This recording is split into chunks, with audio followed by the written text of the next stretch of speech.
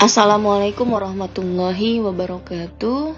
Selamat datang di pembelajaran daring SMP Negeri 2 Pebayuran di mata pelajaran Seni Budaya kelas 7 semester 2 tahun pelajaran 2020-2021. Kita akan membahas tentang menerapkan ragam hias pada bahan tekstil. Tolong disimak materi yang akan Ibu sampaikan agar siswa-siswi dapat memahami dengan baik.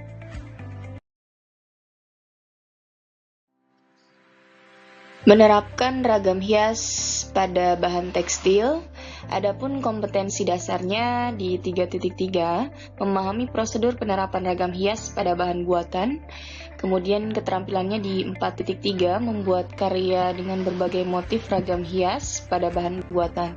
Adapun tujuan pembelajaran kita pada pertemuan hari ini, yang pertama memahami pengertian ragam hias, yang kedua memahami pengertian bahan tekstil, dan yang ketiga memahami jenis dan sifat bahan tekstil. Ragam hias disebut juga dengan ornamen, yang merupakan salah satu bentuk karya seni rupa yang sudah berkembang sejak zaman prasejarah di Indonesia, ya. Ragam hias tidak hanya terdapat pada bangunan rumah tinggal, peralatan rumah tangga, senjata tradisional, tetapi juga terdapat pada tekstil. Nah, perkembangan dan pertumbuhan ragam hias ini, khususnya pada benda tekstil, sangat pesat karena mengikuti mode dan tren yang ada. Nah, ragam hias pada bahan tekstil biasanya diterapkan sejak lama melalui pakaian-pakaian adat yang ada di Indonesia. Adapun faktor yang mempengaruhi ragam hias ada 4. Yang pertama, lingkungan alam di Indonesia itu tersendiri, ya. Kemudian flora atau tumbuhan. Kemudian yang ketiga ada fauna atau hewan. Dan yang keempat, faktor manusia itu sendiri. Adapun penerapan ragam hias pada bahan tekstil itu meliputi membatik, menenun, membordir, menyulam, dan melukis. Bahan tekstil. Tekstil adalah bahan yang berasal dari serat yang diolah menjadi benang atau kain sebagai bahan untuk membuat busana dan berbagai produk kerajinan lainnya. Adapun proses pembuatan kain ada yang dibuat dengan cara menenun atau tenun, diikat dan dipres.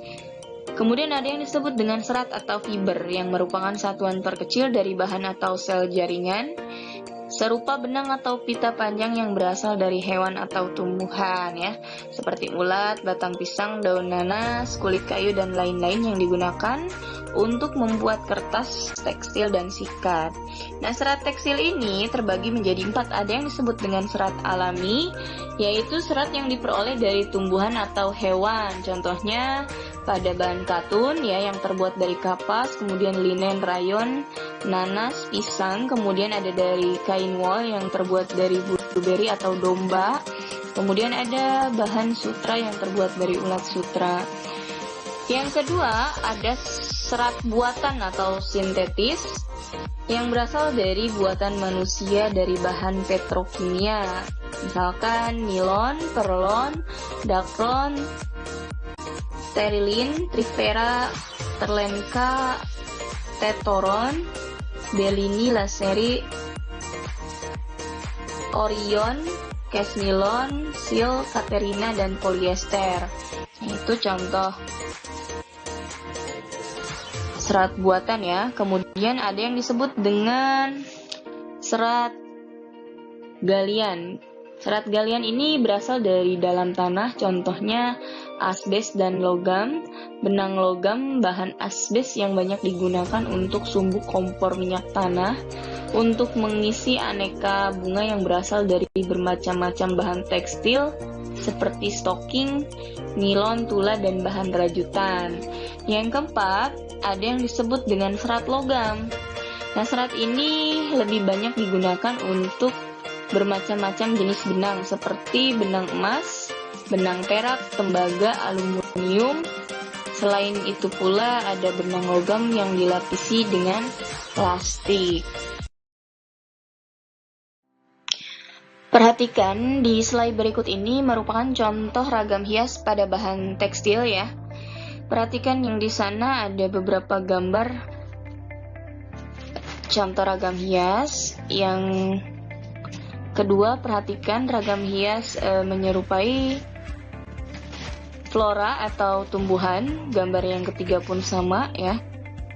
Kemudian gambar yang keenam pun menyerupai flora. Gambar kelima pun sama.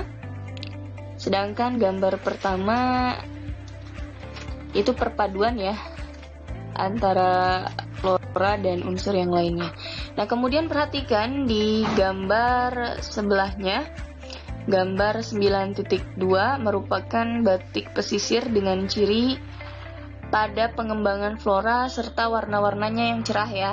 Kemudian gambar 9.3 merupakan batik parang yang menunjukkan pengulangan pola. Nah, sedangkan pada gambar 9.4 itu gambar batik pesisir dengan ciri khas pengembangan flora atau tumbuhan ya.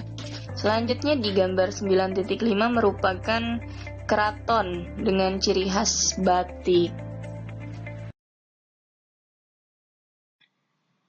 Adapun jenis dan sifat bahan tekstil. Nah, jenis tekstil ini dapat diketahui dari perbedaan jenis benangnya ya. Ada yang alami dan buatan. Kemudian dilihat dari teksturnya.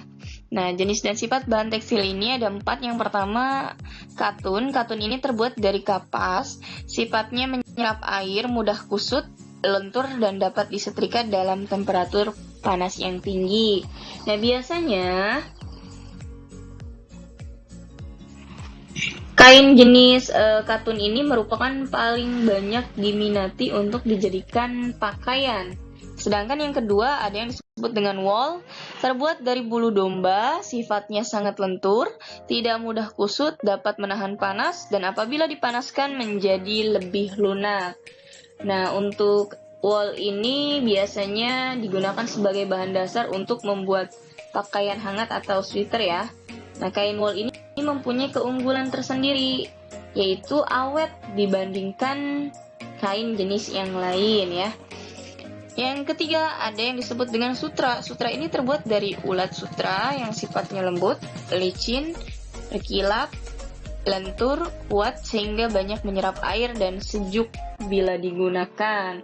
Nah, bahan yang termasuk bahan sutra ini merupakan salah satu kain yang mewah dan mahal dibandingkan kain yang lain ya. Kemudian yang keempat ada yang disebut dengan tekstil. Nah, tekstil ini ada yang terbuat dari bahan dakron, nilon, polyester, dan terbuat dari bahan benang buatan. Nah, sifatnya ini tidak tahan panas dan tidak mudah kusut sehingga tidak perlu disetrika. Kuat dan jika dicuci akan cepat kering ya. Nah, kemudian untuk kain ini memiliki kemiripan dengan kain katun, namun dari kualitasnya berada satu tingkat di bawah kualitas kain katun. Nah, bahan dasar dari kain ini terbuat dari benang polyester ya. Kemudian ada juga bahan tekstil yang berasal dari brokat dan songket. Nah, ini mudah berubah warna, tidak mudah kusut, kurang menyerap air, dan tidak tahan temperatur setrika yang tinggi.